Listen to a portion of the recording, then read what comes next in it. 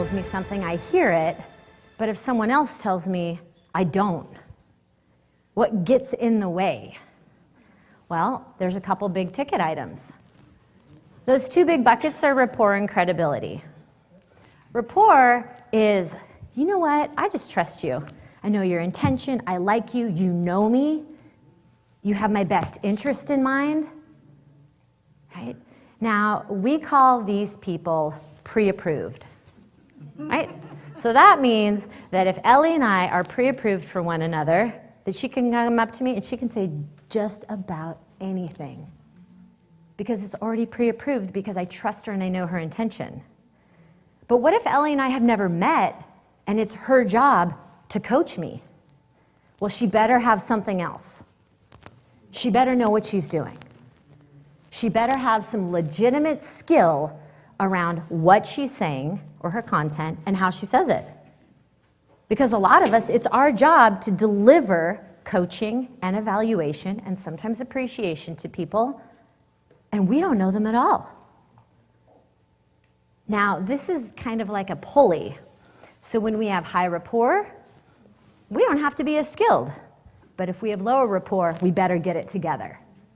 And if you don't have either, you better keep your mouth shut. Right? Now, I have, every once in a while, received some feedback where I thought to myself, how dare you?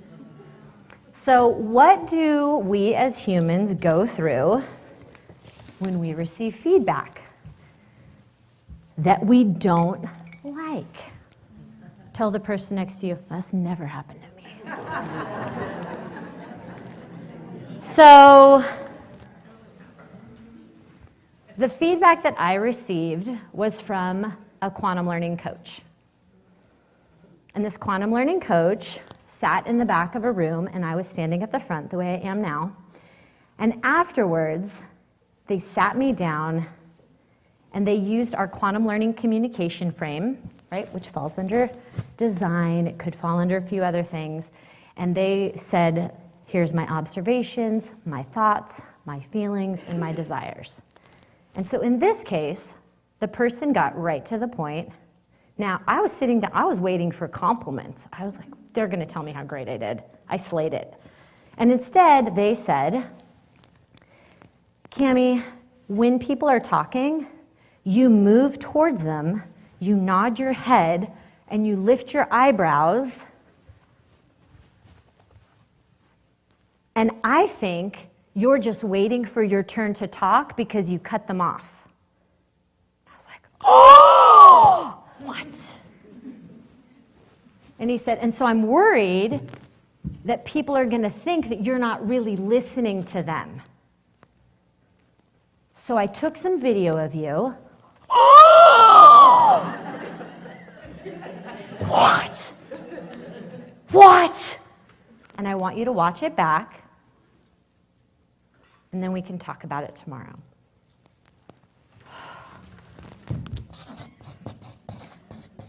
Read it out loud. Sure. And then, before I watched the video, I called a friend. And all of you should too. And I called this friend who was also within the Quantum Learning Network, and I said, I just got this feedback. Can you believe it? He said, I don't listen to people. And she did what a good friend should do. She said, how dare he? He doesn't know you. He's wrong. I've never heard anything further from the truth. Yeah. We hate him. Let's toilet paper his house tomorrow. She did exactly what a good friend should do in that moment. She was just what I needed. And then she even joined me in one of some of our favorite places to be. Read that one out loud. So embarrassing. Then, after this, I went back to my hotel room, and I sat down, and what did I watch? Oh, God.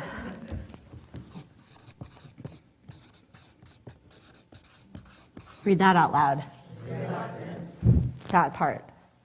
was not enjoyable. It was great that he really got to the point, and it was also great that he was smart enough to video it, knowing that this might happen for me. This is adopted from Elizabeth Kubler-Ross's Stages of Grief, and this is Stages of Transformation. And it's what we as humans sometimes go through when we're transforming. Now, I eventually reached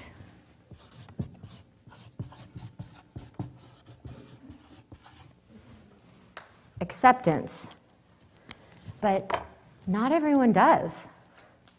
For some people in this room, we're so happy to receive coaching and feedback that we go through these stages of transformation in 5 seconds, lickety-split, even the tough stuff. Some of us it's 5 minutes, some of us it's 5 weeks, 5 months, 5 years. Some of us, we never get there. What do you think about all this? Your faces look like you're thinking. Say anything you feel like saying to each other right now. Go ahead, he'll put on some music for you. Take 45 seconds.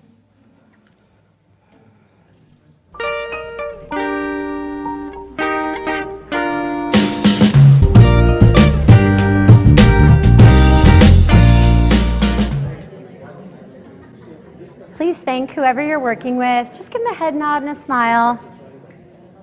And take your booty, shift it to the back of your seat. Sit up nice and tall. It feels really great. Allow a nice deep breath in at your leisure. All right.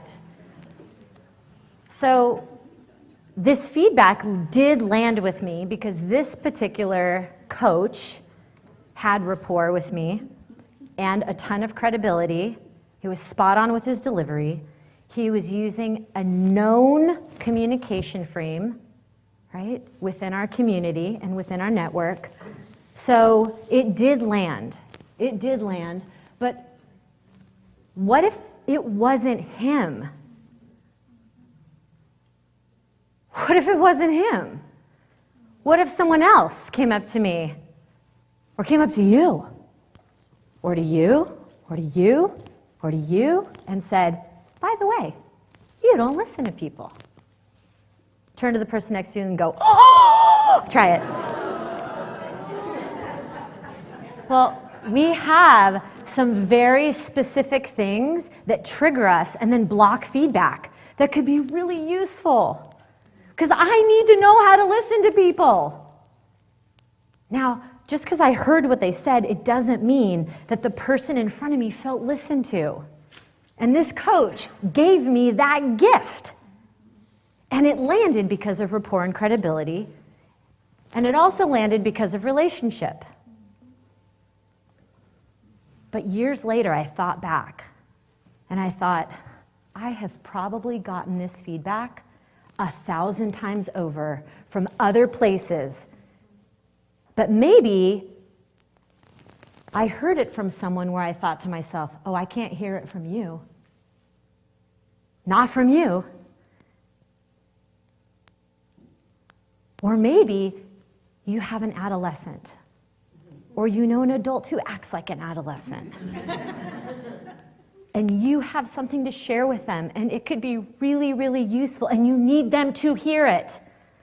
Maybe they shouldn't be hearing it from you. Maybe you could give it to someone else to pass it on.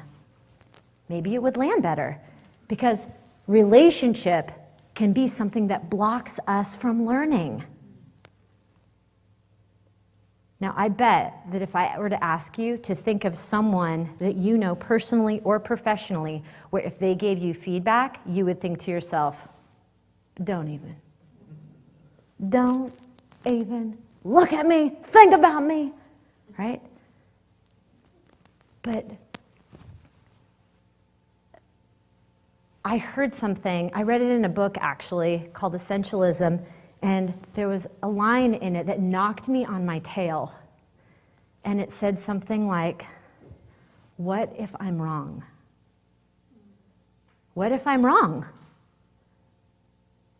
And so now, the people that I have the hardest time with, I spend the most time holding their feedback because I don't want to miss out on something that could transform my capacity or my life.